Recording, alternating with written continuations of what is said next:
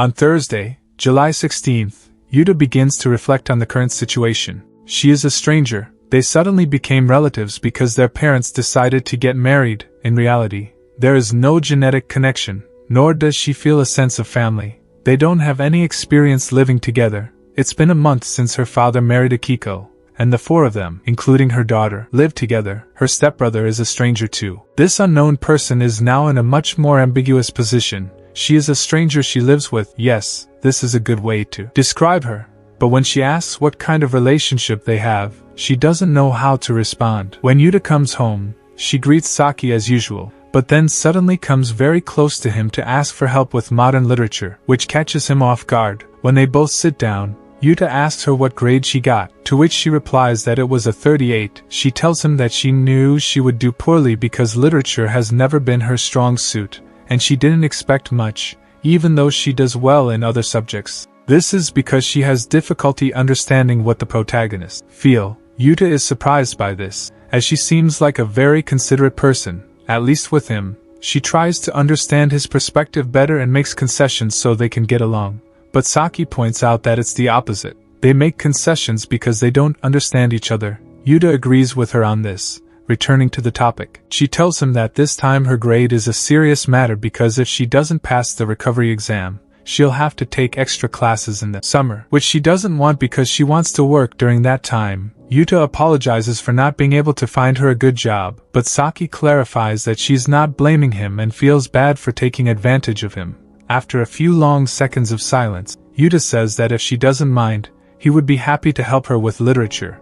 When Yuta analyzes the content, he comments that she answered the questions in the initial essay well, but her responses about the book have many gaps. He wants to know if she finds novels difficult or if she's short on time. Saki responds that it seems like he's right because it bothers her that he figured her out so quickly, as it's not very pleasant. Yuta apologizes for this, saying he should have been more tactful, and she agrees to forgive him, knowing he's only being sincere because he's trying to help her. After that, he explains that the part she struggled with the most was about Sanshiro. By Natsume Soseki talks about falling in love freely, and he believes that people today understand it better than they did when it was written then. He quickly asks her what parts she found most difficult. Saki replies that she doesn't understand what Sanshiro or Minako thinks, and what motivates them to make the decisions they do. This was unexpected for Yuta, so he asks if she knows that Natsume is in love with Minio. Seeing her reaction, he realizes she didn't know that. He then declares that he is romantically in love, reminding her that he became jealous when other men approached her. After discussing this, Saki suggests that if it bothers him so much, he should tell her. Yuta explains that perhaps it's hard for him to be so direct with someone he likes. While Saki doesn't understand why people don't express their feelings and try to hide them,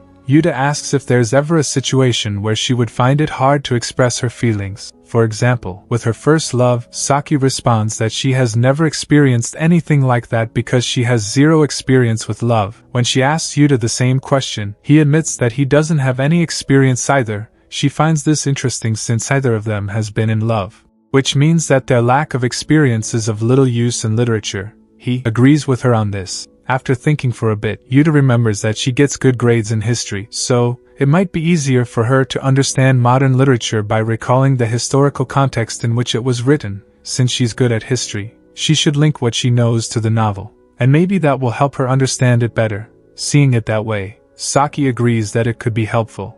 Yuta then suggests they start practicing for the recovery exam, showing his support as he is convinced she will do well, which makes her happier and more confident. After studying for a while, he praises her, saying she's done quite well, and believes more than before that she will do well on the exam. Saki thanks him, considering him a good teacher. But before going to her room, Yuta asks if she was smiling, to which she replies that who knows, as she doesn't know herself. The next day, on Friday, July 17th, the two meet in the morning, where Yuta insists that she doesn't have to cook since she should be focused on studying. However, as he continues not to accept it, he ends up telling her that as her teacher, he wants her to try the recovery exam. So, he prefers that she study today, which relaxes her, and she thanks him and gets to it.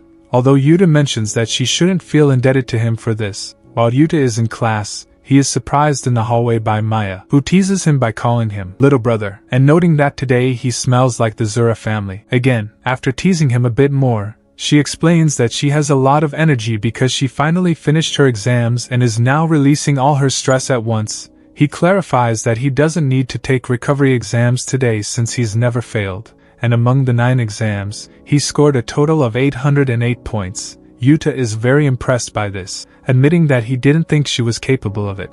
Maya complains about that last comment, informing him that she is the best in her class and has a 90 average in school. Here, Yuta realizes something and tells her that since she is such a good student, he wants to ask her something. When Maya hears the details, she finds it interesting that he wants to help Saki with her studies, but in the way he says it, she senses a second intention in his words. Maya clarifies that it's not about that. She just thinks he's a good brother. He explains that he helped Saki study, but she's very intelligent, so she probably won't need his help for long. Maya agrees, saying it's typical of Saki. Therefore, Yuta wonders if there's any other way he can help her. After hearing him say that, she better understands his intentions, and it makes her happier, although she clarifies that he doesn't need to do anything special. After thinking for a bit, Yuta only mentions that she listens to background music. Yuta sees that this might be useful, so he asks if there's any genre she could recommend, but Maya responds that there isn't one. She just listens to the app's recommendations, as searching for songs seems boring to her. She then tells him that he's a very good brother and should feel proud, though he doesn't think this makes him a good brother. Maya then shares that she cooks for her younger siblings and considers herself a good sister, mentioning she has a large family, joking that there are about 100 of them, though obviously there are fewer. We then see Yuta at work, where Shiori notices he looks down and comments on it.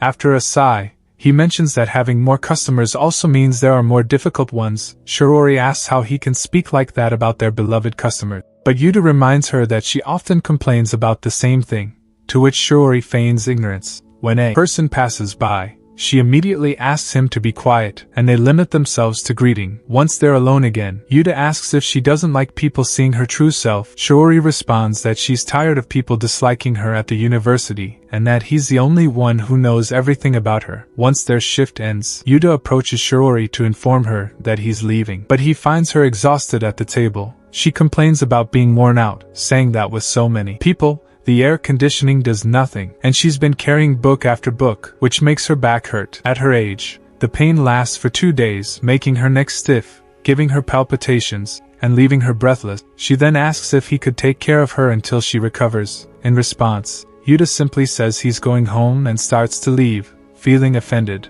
Shiori asks if he's abandoning her because he has a new woman and that he should be kinder to her, as she'll have to eat alone. She wants him to stay and talk about his life with his sister. This makes Yuta come back, clarifying that he doesn't have much to tell, but he wants to ask for her advice. Shiori's interest is piqued, especially when she learns he wants to help his sister with her studies and has been looking into background music. Yuta confirms this but isn't sure which genres are best for studying.